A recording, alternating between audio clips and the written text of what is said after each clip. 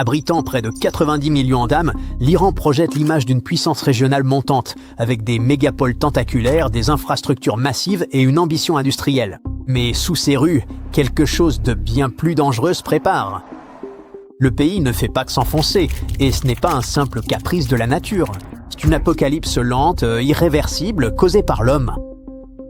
Les mesures satellites révèlent une réalité alarmante. Les terres de la plaine de Varamin, juste au sud de Téhéran, s'affaissent jusqu'à 10 pouces par an, soit près de 100 fois plus vite que Venise. Aucun tremblement de terre n'est en cause. C'est une démolition progressive qui se déroule sous nos yeux. Le processus est d'une simplicité brutale. Le sol se comporte comme une éponge. Quand les couches souterraines sont saturées, elles soutiennent ce qui est construit au-dessus. Mais quand l'eau souterraine est extraite massivement, ces couches s'assèchent, se compriment et s'effondrent définitivement. Une fois écrasée, la terre ne peut plus remonter. L'eau ne s'est pas évaporée, elle a été prise. Pendant des décennies, les autorités ont ignoré les avertissements répétés des hydrologues et des géologues. En quête d'autosuffisance alimentaire à tout prix, l'État a construit plus de 600 barrages et autorisé des dizaines de milliers de puits, légaux et illégaux, à drainer d'anciennes nappes phréatiques à Ispahan, dans la province de Fars et au-delà. Ces réserves ont mis des milliers d'années à se former. Elles ont été vidées en une génération. On combine ce genre de mauvaise gestion avec un climat qui s'assèche rapidement, on obtient la recette du désastre. L'État a traité la nappe phréatique comme un compte bancaire infini, mais aujourd'hui, le chèque est sans provision. Les conséquences sont terrifiantes. L'élargissement des fissures menace déjà la ligne de chemin de fer Téhéran-Machhad, une artère vitale pour des millions de personnes. À Téhéran, le sol sous l'aéroport international de Téhéran se déforme. Les bâtiments penchent, les routes se fissurent. Les réseaux d'eau, de gaz et d'égouts se rompent à mesure que la Terre se déplace de manière imprévisible sous eux. Voici le rebondissement le plus inquiétant. Cette dévastation est permanente. On ne peut pas remplir un sol écrasé. Même si la consommation d'eau s'arrêtait demain, une grande partie des terres est déjà perdue. Le pire, c'est que de nouvelles études préviennent que cet épuisement massif augmente la vulnérabilité sismique, pouvant déclencher des séismes dans une région déjà truffée de failles. La quête d'une indépendance totale était censée assurer l'avenir de la nation. Au lieu de cela, elle a créé une catastrophe à combustion lente. Le sol lui-même se rebiffe maintenant. Désormais, la question n'est pas de savoir si l'Iran peut s'extraire de l'abîme, mais celle-ci, combien de temps avant que la terre ne cède ? Quand elle finira par se briser, des millions de réfugiés climatiques n'auront d'autre choix que de partir, déstabilisant tout le Moyen-Orient. Vous connaissez certainement la Grande Muraille de Chine, mais saviez-vous que le pays en a récemment érigé une seconde ? Celle-ci, toutefois, n'est ni bâtie en briques ni en pierre, et ne sert pas à repousser des envahisseurs. Elle est constituée de végétation, et constitue le dernier rempart contre un phénomène qui, lentement mais sûrement, gagne du terrain, le sable. Cette immense barrière entoure l'âpre désert du Taklamakan, située dans la région nord-ouest du pays. Cette vaste étendue couvre près de 340 000 km², soit à peine moins que l'Allemagne. Elle présente des dunes colossales, dont certaines dépassent les 90 mètres de hauteur, ce qui excède la taille d'un gratte-ciel de 30 étages. Les températures y sont extrêmes, avec une chaleur accablante en été, souvent proche des 40 degrés Celsius. Ce ne sont cependant ni sa taille ni sa température qui rendent ce désert si redoutable, mais sa mobilité. En effet, il s'agit du second plus grand désert de sable au monde. 85% de sa surface est composée de dunes transportées par le vent. Le sable engloutit continuellement routes, villages et terres agricoles sur son passage. Les voyageurs les plus audacieux qui traversent ce désert en voiture ou en bus peuvent réellement observer le sable se déplacer sur la chaussée. Ils remarquent aussi, à l'horizon, une curiosité. Des buissons verts. Ne vous y trompez pas. Il ne s'agit pas d'une oasis, mais de la nouvelle Grande Muraille, ou plutôt du Mur Vert, un projet colossal visant à combattre la désertification et à maîtriser les tempêtes de sable. Mais est-ce véritablement si crucial ? Assurément. La Chine lutte depuis longtemps contre l'avancée du désert, notamment parce que le pays a un besoin impératif d'espace. En effet, la Chine est l'une des nations les plus peuplées au monde, talonnant de près l'Inde. Vous pourriez alors penser, leur territoire est immense, il y a donc largement assez de place pour tous. Techniquement, c'est exact. Nous parlons en effet d'un pays qui s'étend sur plus de 9 millions de kilomètres carrés, soit presque la superficie de l'Europe entière. Bien que la Chine soit vaste, une grande partie de son territoire n'est pas exploitable. Une portion considérable du pays est constituée de zones arides, peu propices à la construction et faiblement peuplées. On compte 12 déserts majeurs, qui couvrent près de 20% de la superficie nationale. Cette situation tend à s'aggraver, car ces terres, stériles, continuent de s'étendre. À l'avenir, les déserts pourraient occuper jusqu'à 44% du pays. La capitale, Pékin, n'est pas épargnée. Elle est déjà régulièrement frappée par de violentes tempêtes de sable, contraignant les habitants à se confiner chez eux pour échapper à une pollution atmosphérique intense. Depuis des années, les déserts chinois progressent à un rythme supérieur à 3300 km² par an. La région du Ningxia, située au nord-ouest, en est un exemple frappant. Encerclée par 3 grands déserts, elle lutte contre la désertification depuis plus de 60 ans. En 2010, 57% de son territoire était déjà affecté. Ce n'est pas qu'un simple désagrément. La désertification anéantit les terres agricoles, compromettant la production alimentaire. Elle contraint également les populations à abandonner leurs villages, progressivement engloutis par le sable. Les autorités œuvrent activement pour reloger ces populations dans des zones plus sûres. Pour ceux qui décident de rester, la vie devient difficile. L'agriculture, par exemple, se révèle de plus en plus complexe. Les cultivateurs de Tongunaware racontent qu'enfant, ils n'avaient qu'à creuser jusqu'à environ 2 mètres pour atteindre les nappes phréatiques. Aujourd'hui, ils doivent forer jusqu'à 5 mètres. De plus, la terre étant désormais moins meuble et moins fertile, ils sont contraints d'employer davantage d'engrais pour leur culture. Mais pourquoi cette dégradation ? La désertification ne résulte pas d'une cause unique, mais plutôt d'un ensemble de facteurs conjugués. En Chine, les études révèlent que près de 20% de la responsabilité revient à l'augmentation des températures mondiales. Certes, les déserts sont déjà des milieux naturellement sujets à la sécheresse, mais la montée de la chaleur aggrave considérablement ce phénomène. Il est d'ailleurs avéré que les précipitations sont désormais bien moins abondantes qu'il y a 50 ans. Cette perturbation climatique touche principalement le nord-est et le nord-ouest du pays. Cependant, dans les zones proches du désert de Muhus, situé au centre-nord, un autre facteur contribue à accentuer l'aridité: l'activité humaine. Le raisonnement est simple: plus la population augmente, plus la désertification progresse. Entre 1997 et 2008, la Chine a vu sa population croître d'environ 100 millions d'habitants. Cette augmentation engendre des besoins accrus en nourriture, en espaces cultivables et en ressources naturelles. Pour y répondre, on déboise massivement, on défriche pour l'agriculture et on exploite intensivement les ressources environnantes, dépouillant ainsi la terre de tout ce qui lui permet de rester fertile. C'est ainsi que la désertification s'accélère. Ce phénomène ne concerne pas seulement la Chine, il peut aussi avoir des répercussions mondiales. En effet, le sol renferme une grande quantité de carbone. Lorsque la Terre se dégrade, elle perd non seulement sa capacité à le retenir, mais peut même le libérer dans l'atmosphère. Or, l'augmentation de ce carbone atmosphérique contribue au réchauffement climatique, dont nous connaissons tous les conséquences dramatiques. Heureusement, plusieurs solutions permettent d'éviter que la Chine ne devienne un immense désert. Parmi elles, les autorités ont proposé la construction du mur vert, que nous avons évoqué dans le désert du Taklamakan. En plantant une vaste quantité d'arbres, d'arbustes et autres végétaux autour des déserts, elles parviennent à limiter les tempêtes de sable. L'action du vent et du sable à la périphérie du désert est intense, provoquant une expansion constante des dunes vers l'extérieur. Or, cette ceinture végétale joue également un rôle protecteur pour les infrastructures. En stabilisant les marges du désert, elle préserve des éléments essentiels tels que les voies ferrées et les routes. Ériger une telle barrière représente un exploit d'ingénierie colossal. Le premier défi majeur réside dans l'immensité du désert qu'il faut contenir, une étendue considérable.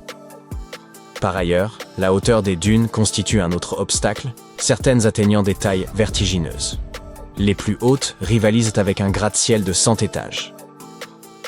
De surcroît, les ingénieurs doivent y concevoir des solutions pour permettre à cette ceinture verte de prospérer dans un climat aride où la reforestation semble quasiment impossible. Ce projet ne saurait donc se concrétiser du jour au lendemain. Rien que pour le désert du Taklamakan, il a fallu 40 ans pour achever les 2800 premiers kilomètres de cette ceinture végétale. Pour le reste, une équipe de 600 000 personnes a été mobilisée afin de planter des espèces adaptées au désert, telles que le peuplier de l'Euphrate, le saule rouge et les arbustes aloxylons. En parlant de cela, les plantes utilisées dans ce projet génèrent elles aussi des opportunités économiques. Prenons l'exemple de la cistanche deserticola, surnommée le ginseng du désert. Cette plante s'épanouit particulièrement bien dans les milieux arides et se vend facilement puisqu'elle est traditionnellement employée dans la cuisine chinoise.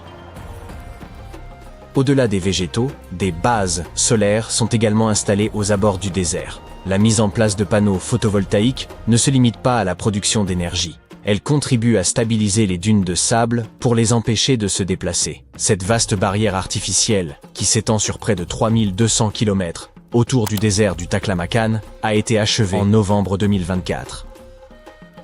Les efforts constants des ingénieurs ont porté leurs fruits, puisque la surface du pays couverte par les déserts est passée de 27,2% à 26,8% au cours de la dernière décennie. C'est remarquable. Mais qu'est devenu tout ce sable? Il ne s'est pas volatilisé. On peut plutôt dire qu'il a été efficacement contenu. Le sable, autrefois en mouvement constant, ne s'étend plus, ce qui signifie qu'il cesse de gagner du terrain sur les terres environnantes. La lutte contre la désertification est loin d'être achevée, mais une chose est sûre, la Chine ne se contente plus de lutter contre ces déserts, elle commence à les maîtriser.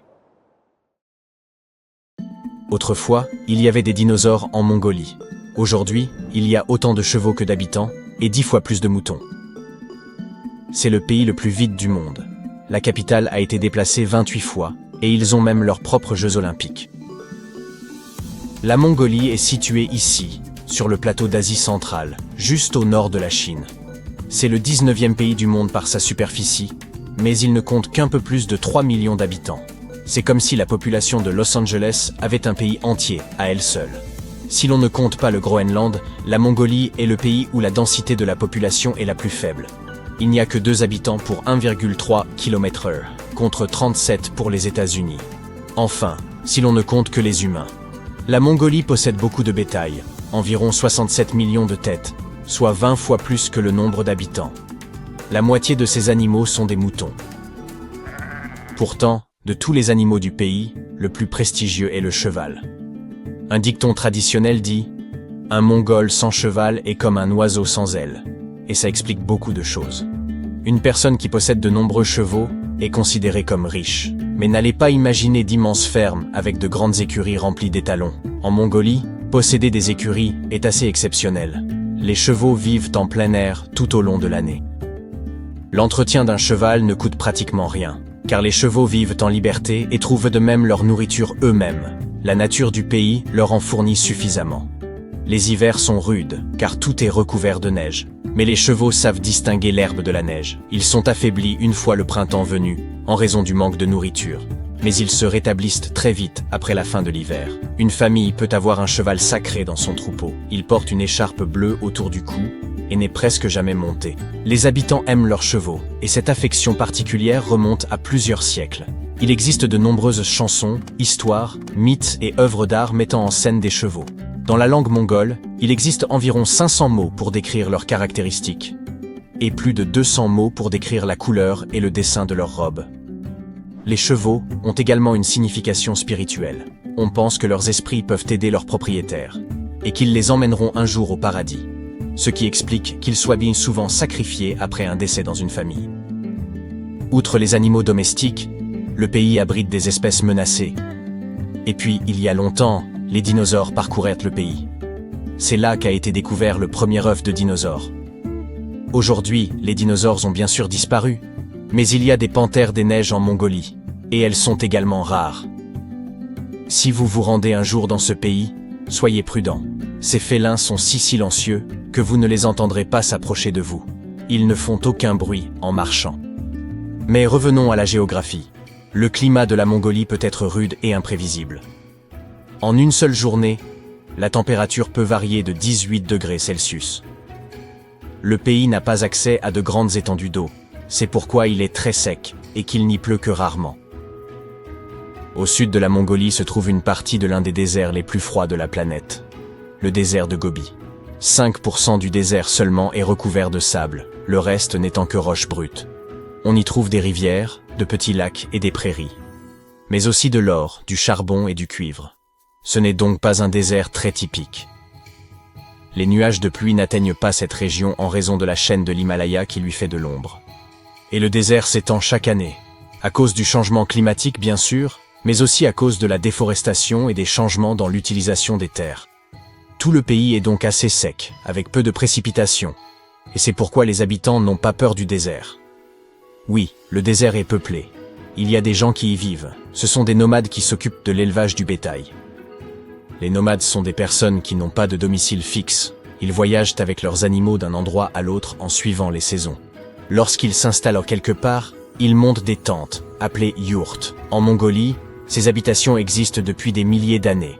Et il est étonnant de constater que certaines personnes continuent de les utiliser. Le squelette d'une yourte est constitué de poteaux, qui sont ensuite recouverts de couches de feutre et de tissus imperméables.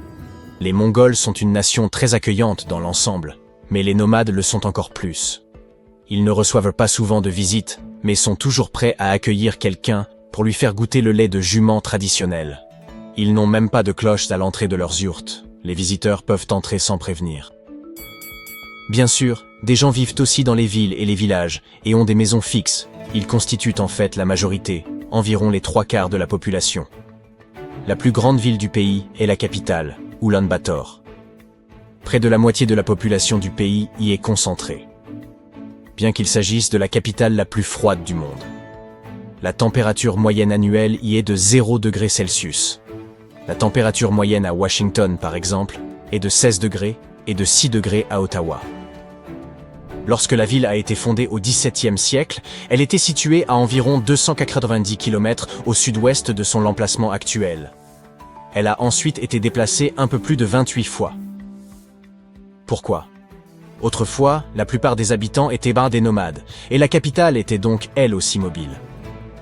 En fonction des saisons, des pâturages, des réserves d'eau et de bien d'autres facteurs, elle se déplaçait avec ses habitants.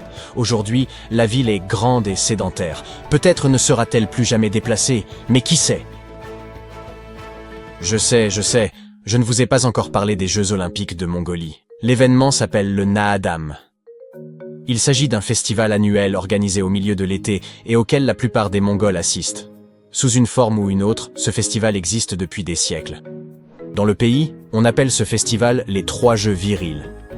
Et les participants s'affrontent dans 3 disciplines traditionnellement considérées comme particulièrement masculines. Quels sont donc ces 3 jeux ? Il s'agit de la lutte mongole, des courses de chevaux et du tir à l'arc. À l'origine, seuls les hommes s'affrontaient, mais depuis peu, les femmes participent au tir à l'arc et aux courses de chevaux. La lutte mongole, d'origine folklorique, existe depuis des milliers d'années. On peut en voir des représentations sur de nombreuses plaques anciennes trouvées dans la région. Aujourd'hui, c'est le sport le plus populaire du pays, et la Mongolie accueille également de nombreux tournois internationaux. La lutte tient donc une place importante dans le festival, et c'est par elle qu'on commence. Les règles sont très simples. Celui qui touche le sol avec autre chose qu'un pied perd immédiatement. Il n'y a pas de catégorie de poids, pas de limite d'âge ni de temps. Il faut le temps qu'il faut pour gagner. Mais l'élégance est de mise. La courtoisie est très importante dans un match. Par exemple, si les vêtements de l'adversaire s'en mêlent, l'autre est censé s'arrêter et l'aider à résoudre le problème, même si cela signifie manquer une bonne occasion de gagner. À la fin du match, lorsque l'un des participants est vaincu, le vainqueur lui donne la main et l'aide à se relever. Le match commence avec 512 ou 1024 participants qui luttent par paire. Chaque perdant est éliminé. Le jeu se poursuit pendant 9 ou 10 rounds, en fonction du nombre initial de participants, jusqu'à ce qu'il y ait un vainqueur. Ensuite, il y a les courses de chevaux. Il s'agit d'une épreuve de longue distance à travers le pays, entre 16 et 27 km selon l'âge du cheval. Jusqu'à 1 millier de chevaux venus de toute la Mongolie peuvent participer à la compétition. Au tir à l'arc, les participants s'affrontent par équipe de 10. Chaque archer porte des vêtements traditionnels et dispose de 4 flèches qu'il doit décocher dans un mur de cylindres de bois ou de tissu. Si vous faites tomber un de ces cylindres, vous obtenez des points. L'équipe qui obtient le plus de points remporte le tournoi. Quand on évoque la Norvège, viennent à l'esprit le soleil qui ne se couche jamais en été, des paysages époustouflants, le fait que ce pays figure parmi les plus heureux du monde et même les ours polaires y gambadent librement. Je parie qu'eux aussi sont heureux. Vous songez déjà à visiter ce pays de rêve? Ne vous précipitez pas, il vous faudra ajuster votre budget. Le carburant y est 10 à 15% plus cher que dans les autres pays d'Europe occidentale. Un repas pour une personne dans un café coûtera près de 30 € et considérez-vous chanceux si vous trouvez un hôtel à 100 € la nuit. Si vous recherchez sur Google le pays le plus cher du monde, vous pourriez tomber sur cette liste. La Suisse, dont les prix frisent de l'absurde, les États-Unis, c'est bien connu, le Luxembourg, ce n'est pas une surprise non plus. Et puis, soudain, apparaît la Norvège. Pour que vous en ayez une idée, une famille de 4 personnes aurait besoin de près de 4 000 € par mois pour simplement y subsister, sans compter le loyer. Les spécialistes estiment que le coût de la vie y est environ 7% supérieur à celui des États-Unis. La Norvège est cependant un peu singulière. En général, les pays les plus riches possèdent des devises nationales plus fortes que le dollar américain. Prenez les francs suisses, par exemple, ou le dinar koweïtien, qui est actuellement la plus forte devise au monde. Un dinar koweïtien équivaut aujourd'hui à 3,25 $. Or, le décalage se situe là. La couronne norvégienne est considérée comme la devise la plus faible d'Occident. Comment cela se fait-il? Dans l'univers impitoyable des devises mondiales, la couronne norvégienne était autrefois un acteur robuste, reconnu pour sa gestion avisée. Mais, surprenamment, elle est désormais la plus faible des devises occidentales, ayant subi de lourdes pertes au cours de la dernière décennie. Elle a fortement décliné face au dollar américain et à l'euro, suscitant l'inquiétude des banques et des financiers à travers le monde. Les fluctuations des prix du pétrole jouent un grand rôle dans cette faiblesse, la Norvège dépendant largement de ses exportations. Toutefois, même avec des prix du pétrole relativement élevés, la couronne demeure historiquement faible face aux principales monnaies. La faible couronne norvégienne impacte également le quotidien des citoyens, les prix augmentant sur presque tous les biens en raison d'importations massives. L'inflation s'accroît, entraînant une hausse des taux d'intérêt de la part de la Banque de Norvège. Ces taux pèsent sur le marché immobilier et rendent la vie plus coûteuse. Ainsi, l'une des raisons avancées pour expliquer le coût élevé de la vie en Norvège pourrait résider dans la faiblesse de sa monnaie nationale. Qu'est-ce qui distingue encore la Norvège? Le climat, assurément. Il est difficile d'imaginer qu'un pays si glacial puisse rouler sur l'or. Cette image est celle que nous rencontrons habituellement sur les réseaux sociaux, accompagnée des géotags Dubaï, Arabie Saoudite ou même Koweït. Il semblerait logique que les richesses se concentrent davantage au sud, ces régions bénéficiant d'économies pétrolières robustes et de devises extrêmement solides. Mais en réalité, les économies florissantes du sud constituent une tendance actuelle. Vous êtes-vous déjà demandé pourquoi les pays froids semblaient plus enclins à accumuler les richesses que d'autres? Il s'avère que les habitants des climats rigoureux devaient planifier leur survie à l'hiver, construire des abris, constituer des provisions, entretenir le feu. Tandis que ceux baignés de soleil disposaient d'une existence légèrement plus aisée, permettant la chasse et la cueillette sur de plus longues périodes. Cette théorie se vérifierait également au pays des kangourous. Sydney et Melbourne, leaders de la prospérité en Australie, figurent parmi les villes les plus froides, tandis que Darwin, ville la plus chaude, reste à la traîne. Certains objecteront que cette hypothèse ne tient absolument pas la route lorsqu'on considère les civilisations anciennes, ou des centres modernes tels que la tropicale Singapour. Mais les temps changent, et les manières de générer la richesse évoluent également. Autrefois, tout dépendait de l'agriculture, tandis qu'aujourd'hui l'industrie et l'innovation prédominent. Ainsi, la Norvège semblerait avoir été historiquement et géographiquement destinée à s'enrichir. Sauf qu'il n'en est rien. Le pays a longtemps peiné.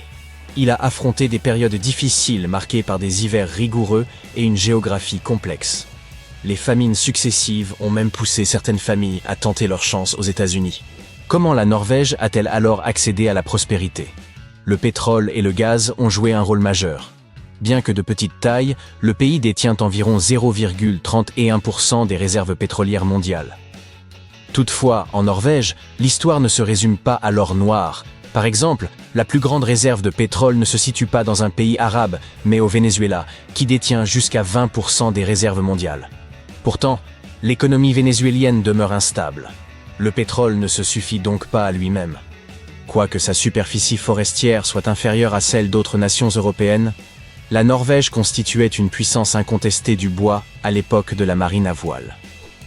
Grâce à ses fjords stratégiques, le bois de ses forêts intérieures pouvait rapidement atteindre les scieries riveraines et les marchés mondiaux. Même après l'ouverture, grâce aux chemins de fer, des potentiels forestiers d'autres pays au XIXe siècle, la Norvège restait maîtresse du bois en Europe, renforcée par une flotte marchande de classe mondiale au XXe siècle. La richesse issue du bois, conjuguée aux premières normes sociétales coopératives, a favorisé le développement de nombreux secteurs, de l'agriculture à la pêche en passant par les banques. Bien que qualifiée de pauvre au XIXe siècle, la Norvège affichait un PIB par habitant supérieur à celui des pays d'Europe orientale et méridionale. Et l'essor national se poursuit bien au-delà de la découverte de ses réserves pétrolières. La Norvège est singulière. Petite population, vaste territoire. Malgré cette étendue, les habitants sont dispersés, faisant du pays l'un des plus spacieux au monde. Une grande partie du nord s'étend au-delà du cercle arctique, présentant des paysages rudes, où une mince couche de terre recouvre le substrat rocheux. Le relief accidenté, montagneux, et la courte saison de croissance limite les terres arables à seulement 2,2%, un chiffre comparable au Yémen. La dispersion des parcelles cultivables dans de petites vallées rend l'agriculture extensive impraticable, loin du rendement des exploitations américaines. Avec une vaste étendue de terre et de longues côtes mais une faible population, la Norvège tire des revenus considérables de ses ressources. La nature a été généreuse, des zones de pêche abondantes, l'hydroélectricité issue des rivières et l'énergie des eaux froides. Et ce n'est qu'ensuite que l'on évoque cette ressource nommée pétrole. À la fin des années 50, une découverte majeure a bouleversé l'économie norvégienne. Avance rapide jusqu'à nos jours, et les activités pétrolières constituent à présent un moteur essentiel de sa croissance et financent son État-providence. Mais la Norvège ne s'est pas contentée de voir l'argent affluer. Elle a pris des mesures avisées, créant un fonds souverain pour gérer sa richesse pétrolière sur le long terme. Ce fonds représente aujourd'hui un montant impressionnant d'1,7 milliard de couronnes norvégiennes, soit plus de 160 millions de dollars. Les intérêts de ce fonds alimentent le budget annuel, garantissant aux citoyens une santé, une éducation et un bien-être de premier ordre. Et voici l'essentiel. La Norvège ne se repose pas sur ses acquis. Elle investit dans des technologies durables, telles que l'énergie éolienne offshore, pour s'assurer un avenir prospère au-delà du pétrole et du gaz. La Norvège peut être coûteuse, mais elle ne rivalise pas avec le lieu le plus coûteux au monde, Monaco. La vie y est presque 4 fois plus chère que la moyenne mondiale. Si votre ambition est de côtoyer les riches et célèbres, Monaco reste la destination idéale. Avec des prix immobiliers moyens excédant les 50 000 € le mètre carré en 2022, il n'est guère surprenant que ce minuscule État attire le gratin international. Cependant, il existe un lieu où le coût pour les touristes américains atteint des sommets, et il ne s'agit pas de pièges à touristes. Ni Oslo ni Monaco ne peuvent rivaliser avec les tarifs de... Prenez un instant pour deviner. Prêt ? Bienvenue à Ashgabat, la capitale du Turkménistan. Là, un litre de lait coûte près de 4 $, tandis qu'un abonnement Internet standard coûte 186 $ par mois. Ne vous inquiétez pas, cela ne signifie pas que les Américains soient pauvres. C'est simplement un dysfonctionnement économique particulier. La raison de ces prix exorbitants est simple. Le taux de change de la monnaie nationale turkmène par rapport au dollar est fixe depuis 2015. Un dollar valant 3,5 manas. Les prix locaux en monnaie turkmène augmentent à cause de l'inflation, ce qui crée un déséquilibre par rapport aux prix exprimés en dollars, puisque le taux de change ne varie jamais. Pour les habitants, ces prix sont donc perçus comme normaux, mais pour tout visiteur arrivant avec des dollars en poche, le séjour se transforme en expérience extrêmement coûteuse. La Turquie se déchire silencieusement et s'est passée inaperçue pendant des décennies. Les scientifiques ne se sont pas trompés sur un simple détail. Ils ont mal interprété tout le mouvement d'un vaste fragment de la croûte terrestre. Ce qu'ils croyaient être un glissement latéral est en réalité un étirement progressif, millimètre par millimètre, comme si la planète était lentement tirée de part et d'autre. Et dès que vous percevez cette rupture, vous commencez à en voir partout. Pour comprendre pourquoi cette découverte a tant bouleversé les géologues, imaginez la croûte terrestre comme une coquille fissurée flottant sur une matière chaude et molle. Ces fragments fissurés sont des plaques tectoniques. Elles avancent de quelques centimètres par an, ce qui paraît infime. Mais, sur des millions d'années, cela transforme les continents. La Turquie occupe l'un des emplacements les plus inconfortables du globe. Coincée entre trois grandes plaques, l'Eurasie au nord, l'Afrique au sud, et l'Arabie qui pousse depuis le sud-est comme un coude dans un bus bondé. Pendant des décennies, les scientifiques ont pensé que la Turquie supportait cette contrainte en glissant sur le côté. Ce type de déplacement est ce que l'on appelle une faille décrochante, ce qui signifie, en substance, que deux masses de terre se frottent l'une contre l'autre, comme des mains. La Turquie en compte de célèbres, notamment la faille nord-anatolienne, responsable de séismes dévastateurs. Ce modèle paraissait simple et cohérent. La pression arrive, la terre s'échappe latéralement. Problème réglé, du moins, le croyait-on. Mais la géologie ne suit pas toujours les modèles bien rangés, conçus par les humains. Une longue fracture s'étend sous les salines et les terres agricoles du centre de la Turquie, dans la zone de faille de Tuzgölü. Comme elle ne se comportait pas comme les dangereuses failles décrochantes, elle a longtemps attiré moins d'attention. Puis des chercheurs de l'université Curtin ont décidé d'examiner la zone de plus près, et au lieu d'observer les séismes, ils se sont tournés vers la lave, une lave ancienne. Cette lave, qui a traversé la faille il y a des milliers d'années, s'est solidifiée, puis s'est plus tard disloquée. Elle contient de minuscules cristaux appelés zircons, de véritables chronomètres naturels. Car ils piègent des éléments radioactifs qui se désintègrent à un rythme connu, ce qui permet de dater précisément le refroidissement de la lave. En faisant correspondre les fragments situés de part et d'autre de la faille et en mesurant leur écart, l'équipe a pu reconstituer le mouvement de la structure sur des millénaires. Le résultat était clair. La faille ne glissait pas latéralement. Elle s'ouvrait lentement et régulièrement, d'à peine une fraction de centimètre par an. Plus fin qu'un grain de riz, mais immense à l'échelle géologique. Ce type de structure s'appelle une faille extensive, ce qui signifie que la croûte s'étire jusqu'à s'amincir et se rompre. En termes simples, la Turquie n'est pas seulement comprimée, elle est en train d'être déchirée. Et comme si cela ne suffisait pas, il y a pire. D'autres études montrent que certaines parties de la croûte turque ne se contentent pas de s'étirer. Elles s'affaissent vers le manteau. Quand des blocs de croûte deviennent assez denses et lourds, ils se détachent et coulent comme des gouttes de cire dans une lampe à lave. Les chercheurs appellent ce phénomène le dripping lithosphérique, et il correspond, en pratique, à une terre qui perd silencieusement des morceaux d'elle-même. Lorsque cela se produit, la surface au-dessus s'affaiblit, le terrain se soulève, s'abaisse, se fracture et se réorganise. Les séismes n'ont pas toujours besoin de plaques qui se heurtent. Parfois, le sol cède parce que ce qui le soutient disparaît par en dessous. C'est pour cela que la géologie de la Turquie ressemble désormais moins à une dalle rigide qu'à une pâte étirée au-dessus d'une flamme. La Turquie n'est pas seule dans ce drame tectonique. L'Afrique est en train de s'ouvrir, si lentement que personne ne se réveillera un jour face à un nouvel océan, mais assez vite pour que les scientifiques puissent en mesurer l'évolution dès maintenant. Profondément sous l'Afrique de l'Est, le sol s'étire et s'amincit. Sur des millions d'années, cet étirement continu ne se contente pas de fissurer les roches. Il redessine la géographie et peut littéralement faire naître un océan là où se trouvait autrefois la terre ferme. Tout cela se concentre dans ce que l'on appelle le système du rift est-africain. Cette zone s'étend sur des milliers de kilomètres à travers l'Éthiopie, le Kenya, la Tanzanie ou le Mozambique, et compte parmi les plus vastes régions de rift de la planète. Une zone de rift est un endroit où la croûte terrestre est tirée vers l'extérieur, au lieu d'être comprimée. L'Afrique ne possède pas seulement un rift, mais l'un des plus extrêmes qui soit, et il s'étire depuis des dizaines de millions d'années, comme un film catastrophe au ralenti. Et le continent n'est désormais plus un bloc unique. Il est en train de se diviser en deux plaques tectoniques géantes. La plaque nubienne se trouve à l'ouest, la plaque somalienne à l'est, et elles s'éloignent l'une de l'autre à moins de 2 cm par an, ce qui peut sembler dérisoire, jusqu'à ce que vous réalisiez que vos ongles poussent à peu près à la même vitesse. Mais, comme en Turquie, ce mouvement minuscule s'accumule sur des millions d'années. En 2018, des images d'une énorme rupture au Kenya ont enflammé Internet, et les gros titres ont affolé tout le monde en annonçant que l'Afrique se fendait en deux.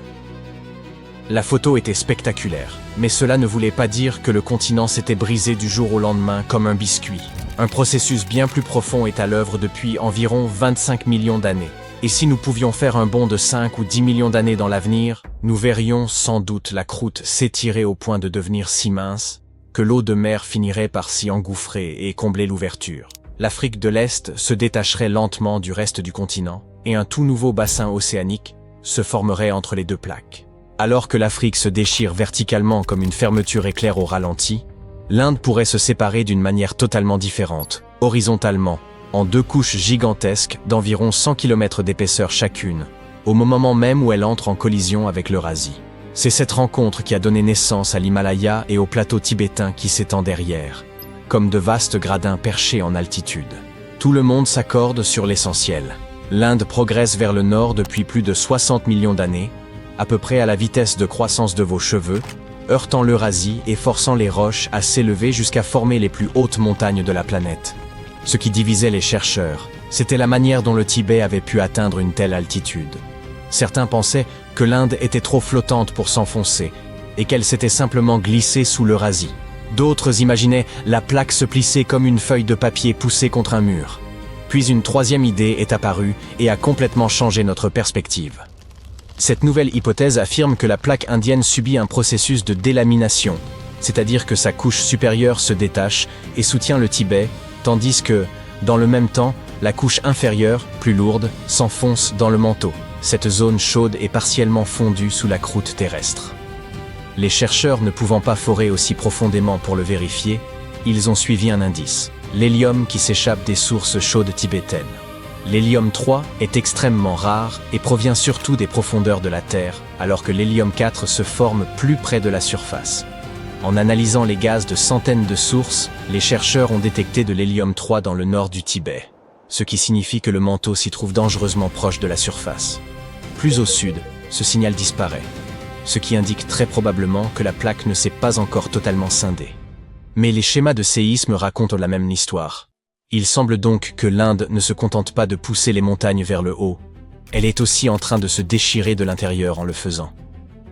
Tous ces processus tectoniques s'accordent avec la nouvelle carte mondiale des contraintes. Elle montre où la planète tient encore bon et où elle est dangereusement proche de la rupture. Les scientifiques l'ont établi à partir de plus de 100 000 mesures recueillies dans des forages, lors de séismes et par des essais de terrain, soit plus du double de ce dont on disposait il y a moins de 10 ans. Ici, le terme de contrainte désigne les forces invisibles de poussée et de traction à l'intérieur de la croûte terrestre, ces mêmes forces qui chargent silencieusement les failles pendant des années, avant de provoquer un séisme. Cette carte ne sert pas seulement à mieux comprendre les tremblements de terre, elle aide aussi à éviter nos propres erreurs. Si vous creusez un tunnel, injectez du carbone en profondeur ou installez une centrale géothermique sans savoir dans quel sens les roches ont tendance à céder, vous êtes en train de provoquer un dragon endormi. Les ingénieurs utilisent ces données pour choisir l'orientation des puits et des galeries, afin de ne pas déclencher de ruptures accidentelles. En somme, nous disposons enfin d'un tableau de bord presque en temps réel des points faibles de la Terre. Et c'est crucial quand on vit à la surface d'une planète agitée. Longtemps, nous avons considéré les continents comme des planches rigides flottant sur une soupe. Aujourd'hui, ils ressemblent plutôt à des muscles sous tension, qui se plient, se déchirent, se réparent, puis se déchirent encore. Cela montre que la planète sous vos pieds n'est pas achevée. Elle est en constante mutation.